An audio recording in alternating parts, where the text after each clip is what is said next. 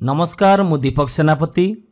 आज शुणिबा गोटे पुरातन कहानी चिल्ल झियो कथा। परिवेषण परशुराम बेहेरा।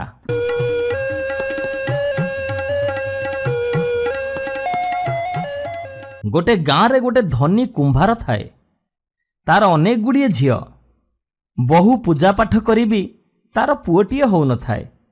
दिने कुंभार ता स्त्री को धमकेइला, एइथर जदि पुओ न हब ताहले मु तो मुह चाहिबिनी। जिए जहा चाहू न थाए बेले बेले सेया हुए। एथर भी कुंभारुणीर झियोटीए हेला। कौन आउ करिबो, ताकू घरे रखिले विपद।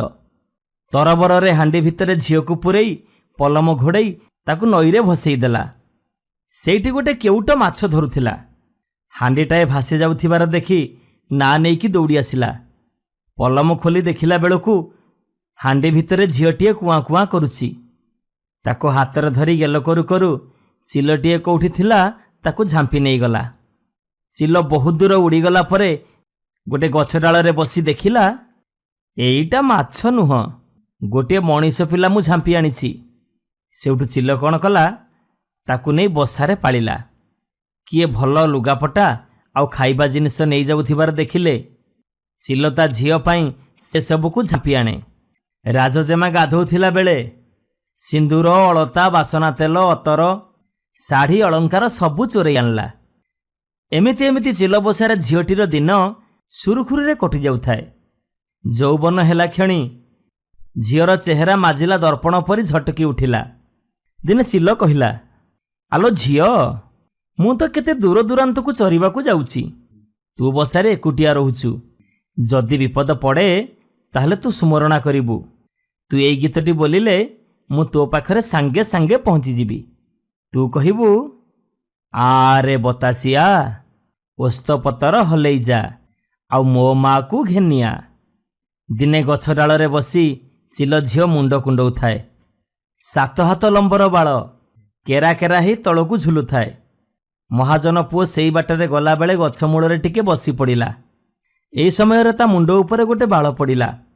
महाजन पुओ मापिकी देखिला, बाळटी 7 हाथ लंब। एठी तो कोठी जनमानव नाहंती, आउ ये बाळ आसिला कोठू। उपरकू चाहि देखिला बेलकू दिव्य सुंदरी झियोटीए बसिची। अरे तू किए, अप्सरा ना प्रेतिनी, ना तू देवी ना मानवी, तू कहीं गछ उपरे चढ़ीचु। चिल झियो आगुरी केबे मनीष देखि नथिला। कौन जवाब देबाकू हब किछि ठीक करि पारलानी। माँ को सुमरणा कला, आरे बतासिया ओस्त पतर हलेई जा मो माँ को घेनिया। चिल पवन बेगरे उड़ी आसी झियो को पचारिला, माँ काहींकी डाकिलु। झियो गछ तळकू आंगुठी देखई देला। जने सुंदर युवक बसिथिबार देखि चिल मने मने भारी खुशी हैला। आउ मने मने भाबिला, ये जदि मोर ज्वाई हुंता ताहले बहुत बढ़िया हुंता। महाजन पुओ पाखरे झियर सबू इतिहास चिल कहिला। महाजन पुओ कहिला, मो घरे सबू धन संपत्ति पूरा होइकी अछि। 7टी स्त्री अछंती। जदि तमर किछि आपत्ति न थाए ताले तम झियो मोर 8म स्त्री हब। चिल झियो सांगरे महाजन पुओर बाहाघर हेला। नुआ भारिजा को सांगरे नेई महाजन पुओ घरे पहुंचिला। चिल झियर रूपटेकरे सबू स्त्रींकर तेज मौली गला। सेमानक मनरे हिंसा आसिला। सेमाने भाबिले, महाजन पुओ एबे नुआ भारिजा पाई आम मानकू आउ पचारिबनी। बेल थाउ थाउ उपाय करिबाकू हब। सान सौतुणीर अनिष्ट करिबा पाई सेमाने नाना उपाय पांचिले। दिने समस्ते मिलिकी ताकू कहिले, आमे घरर सबू आड़ती पतर करिबू, तू कोन खाली बसिकी रहिबू। जा तू आज रोषेई कर। चिल झियो किछि रोषेई करी जानिनी। बगीचारे जाई बसी कांदिला। तापरे तार माँ कथा मने पड़िला। गीतरे गीतरे ताकू डाकिला। माँ आसी ता पाखरे पहुंची कहिला, झियो लो, मते काहींकी डाकिलु, तोर की विपद पड़िची। झियो कहिला, माँ मते सेमाने रोषेई करिबाकू कहउचंती, मु तो रोषेई किछि जानिनी। चिल कहिला, हांडीरे पानी बसेई गोटिकरे गोटिए चाउळ, गोटिकरे गोटिए डाली, आउ गोटिकरे गोटिए परिबा पकेई दे, तापरे चुली रे निया जाली दे। सी तार मन को रोषेई हो, तू किछि करिबुनी। ରୋଷେଇ ଘର ବାହାରେ ବସିବୁ। ସେମିତି କରି ଘଣ୍ଟାଏ ପରେ ଚିଲ ଝିଅ ଯାଇ ଦେଖିଲା ହାଣ୍ଡିଏ ଭାତ, ହାଣ୍ଡିଏ ଡାଲି, ହାଣ୍ଡିଏ ତରକାରୀ ହେଇଯାଇଛି।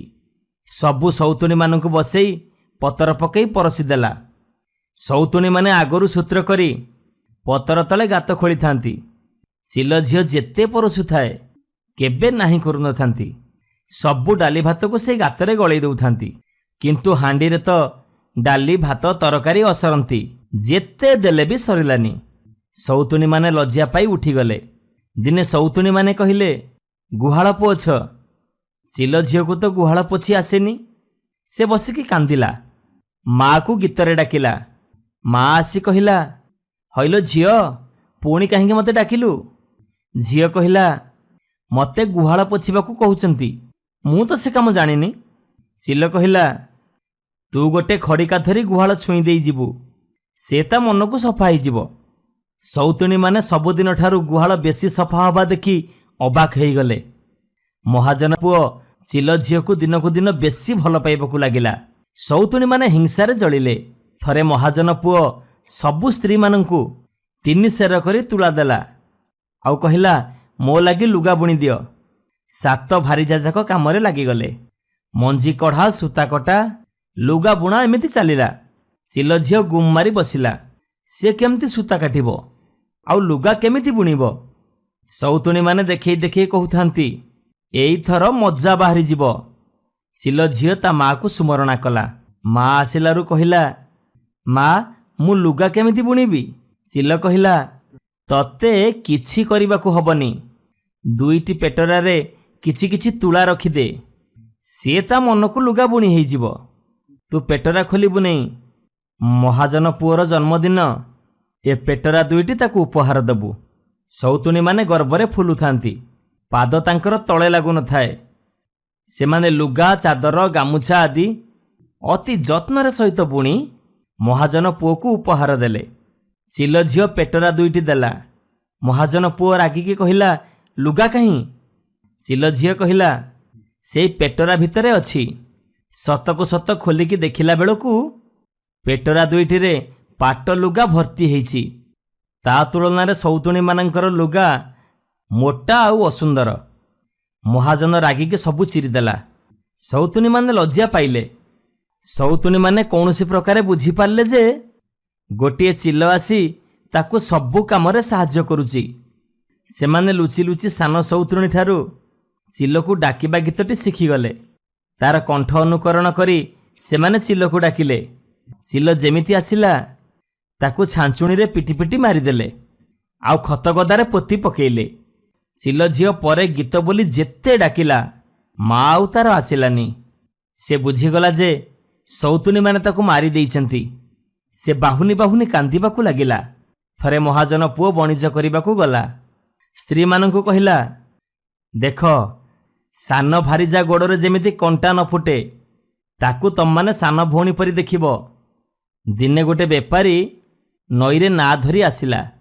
ଅଳତା, ସିନ୍ଦୁର, ଦର୍ପଣ, ପାନିଆ, ଟିକିଲି, କାଚ ଇତ୍ୟାଦି ଦୋକାନଟିଏ ଖୋଲିଲା।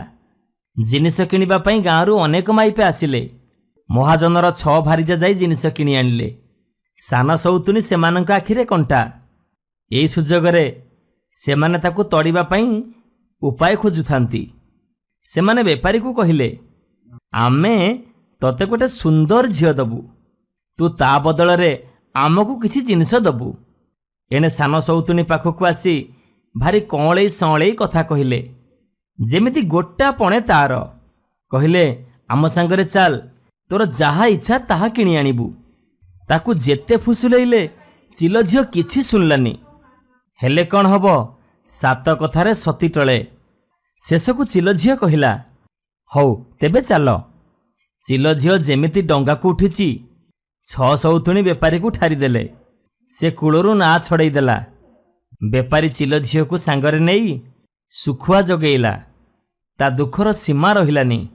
ସେ ଗୀତ ଗାଉଥାଏ, ମା ମୋର କୁମ୍ଭାରୁଣୀ ନଈରେ ଭସେଇ ଦେଲା, ମା ମୋର ଚିଲ ଆଣି ବସାରେ ପାଳିଲା, ମହାଜନ ପୁଅ ଆଣି ମୋତେ ବିଭା ହେଲା, ସଉତୁଣୀ କେଉଟକୁ ଆଣି ବିକି ଦେଲା, ଶୁଖୁଆ ଜଗିଲି ହାଏ ମୋ କରମ ଫାଟିଲା। ମହାଜନ ପୁଅ ଦିନେ ନାଆ ନେଇ ଆସୁ ଆସୁ ଏଇ ଗୀତଟି ତା କାନରେ ବାଜିଲା, ତା କଣ୍ଠ ବାରିଲା, ଆଉ ତାକୁ ଚିହ୍ନିଲା। ତାକୁ ପଚାରିଲାରୁ ଯାହା ଯାହା ଘଟିଥିଲା ସବୁ ଘଟଣା ତା ସ୍ୱାମୀ ଆଗରେ କହିଲା। ମହାଜନ ପୁଅ ତାକୁ ବାକ୍ସରେ ବନ୍ଦ କରି ଘରକୁ ନେଲା। ନିଶ୍ୱାସ ନେବା ପାଇଁ ବାଟରେ ଗୋଟିଏ ଜଳା ରଖିଥାଏ। ସବୁ ବାକ୍ସ ସାଙ୍ଗରେ ସେଇ ବାକ୍ସଟି ନିଜ ଶୋଇବା ଘରକୁ ପଠାଇଦେଲା। ଏଣେ 7 ଭାରିଜାଙ୍କୁ ଚିଲ ଝିଅର ସମ୍ବାଦ ପଚାରିଲା। ସେମାନେ କହିଲେ, ସେ ଅନେକ ଦିନ ହେଲା ତା ମା ପାଖକୁ ଯାଇଛି, ଆଜି ପର୍ଯ୍ୟନ୍ତ ଫେରିଲାନି। ମହାଜନ ପୁଅ କହିଲା, ତମେମାନେ ସତ କହୁଛ? ସେମାନେ କହିଲେ, ହଁ, ଆମେ ତମକୁ ମିଛ କାହିଁ କହିବୁ? ମହାଜନ ପୁଅ କହିଲା, ଆଚ୍ଛା, ପରୀକ୍ଷା କରାଯାଉ। ଏହା କହି ଅଗଣାରେ ଗୋଟିଏ ବଡ଼ ଗାତ ଖୋଳିଲା। ଗୋଟିଏ ସୂତାଖିଅ ଏମୁଣ୍ଡ ସେମୁଣ୍ଡ ଲମ୍ବେଇଲା। ଯଦି ତମେ ସତ କହୁଥିବ, ସୂତାଖିଅ ଧରି ଗାତ ସେପଟକୁ ପାରି ହେଇଯିବ। ଆଉ ଯଦି ମିଛ କହୁଥିବ, ତାହେଲେ ତମମାନେ ଗାତରେ ପଡ଼ିକି ମରିବ। 7 ବୋହୂ ସ୍ୱାମୀଙ୍କର ଆଜ୍ଞା ପାଳିଲେ। ସୂତାଖିଅ ଧରି ସେପଟରୁ ଏପଟକୁ ଆସିପାରିଲେନି। 6 ବୋହୂ ଯାକ ଗାତରେ ପଡ଼ିକି ମଲେ। କେବଳ 7ମ ବୋହୂ ରକ୍ଷା ପାଇଗଲା। ସିଏ ଦୋଷୀ ନୁହଁ। 6 ବୋହୂ ଚିଲ ଝିଅକୁ ଶିଖେଇକି ନେଲାବେଳେ ସିଏ ସେମାନଙ୍କ ସାଙ୍ଗରେ ନଥିଲା। 6 ଭାରିଜାଙ୍କ ଉପରେ ମହାଜନ ପୁଅ ତଳେ କଣ୍ଟା ଉପର କଣ୍ଟା ଦେଇ ମାଟି ଚଢ଼େଇ ଦେଲା। 2 ଭାରିଜାଙ୍କୁ ଘେନି ମହାଜନ ପୁଅ ଘର ଦୁଆର କରି ସୁଖରେ ରହିଲା। ନମସ୍କାର, ମୁଁ ପ୍ରଦୀପ ମଲ୍ଲିକ। ଆଜି ଶୁଣିବା ଗୋଟେ ପ୍ରାଚୀନ ଲୋକକଥା। ନାଥେ ଜାଣନ୍ତି କି ହାତେ ଜାଣନ୍ତି?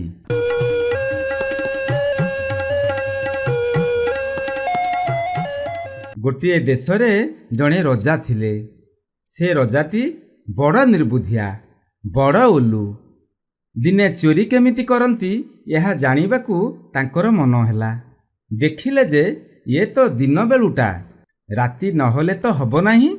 ରାତି ହେଲା, ଉଆସ ଲୋକେ ଖାଇ ପିଇ ଯେ ଯୁଆଡ଼େ ନିଘୋଡ଼ ନିଦରେ ଶୋଇଲେ। ରଜା ଓ ରାଣୀ ହଂସପୁରକୁ ପହୁଡ଼ିବାକୁ ଗଲେ। ଶୋଇଲେ ସିନା, ରଜାଙ୍କୁ ନିଦ ହେଉନଥାଏ। ତାଙ୍କର ତ ଚୋରି କରିବାକୁ ମନ ଲାଗିଛି। ସେ ଖାଲି ଚାହିଁଛନ୍ତି ରାଣୀଙ୍କ ନିଦକୁ।